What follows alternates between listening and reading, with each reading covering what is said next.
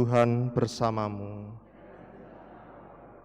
Inilah Injil suci menurut Lukas.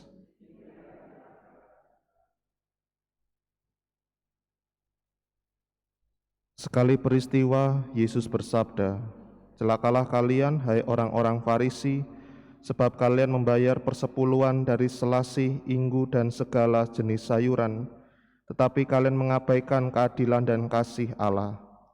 Yang satu harus dilakukan dan yang lain jangan diabaikan. Celakalah kalian, hai orang-orang Farisi, sebab kalian suka duduk di tempat terdepan di rumah ibadat dan suka menerima penghormatan di pasar. Celakalah kalian, sebab kalian seperti kubur yang tidak memakai tanda. Orang-orang yang berjalan di atasnya tidak mengetahuinya." Seorang ahli Taurat menjawab, "Guru, dengan berkata demikian engkau menghina kami juga."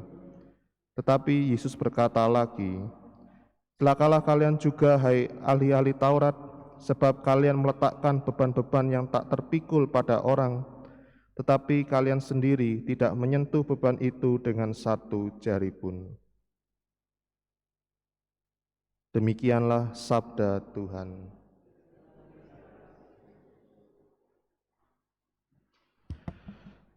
Saudari-saudara yang terkasih, di media sosial saat ini kita dapat melihat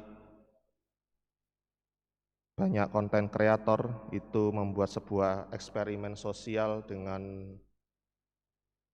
berbuat baik kepada sesama. Memang baik, tetapi ada satu pertanyaan kritis yang saya tanyakan dalam tindakan-tindakan seperti itu adalah, apakah itu benar-benar didasarkan atas kasih, atas cinta kasih, kepedulian terhadap sesama, ataukah itu hanya demi konten atau demi permintaan orang lain? Ini yang harus diperhatikan, karena kita tidak tahu motivasi apa yang mendasari orang mampu berbuat baik jika ia harus disyuting, harus ditampakkan. Dari saudara yang terkasih, motivasi cinta kasih untuk berbuat baik kepada sesama, itulah yang kemudian menjadi dasar dalam bacaan Injil hari ini, kenapa Tuhan Yesus bisa dikatakan marah kepada orang-orang Farisi. Paling tidak ada 4 kemarahan Tuhan Yesus dengan mengatakan, "Celakalah kalian, hai orang Farisi, celakalah kalian, hai orang Farisi, celakalah kalian," dan yang terakhir adalah, "Celakalah kalian juga, hai ahli-ahli Taurat."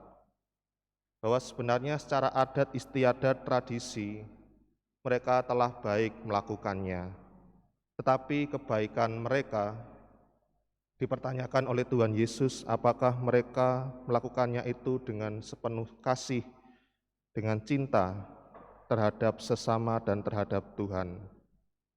Maka saudara-saudara yang terkasih, ini kemudian menjadi sebuah pertanyaan bagi kita sekalian yang beriman kepada Kristus. Dalam sebuah tindakan-tindakan baik yang kita lakukan kepada sesama, apakah sudah dilakukan atas dasar kasih, ataukah atas dasar permintaan, atau malu, atau nanti takut tersinggung?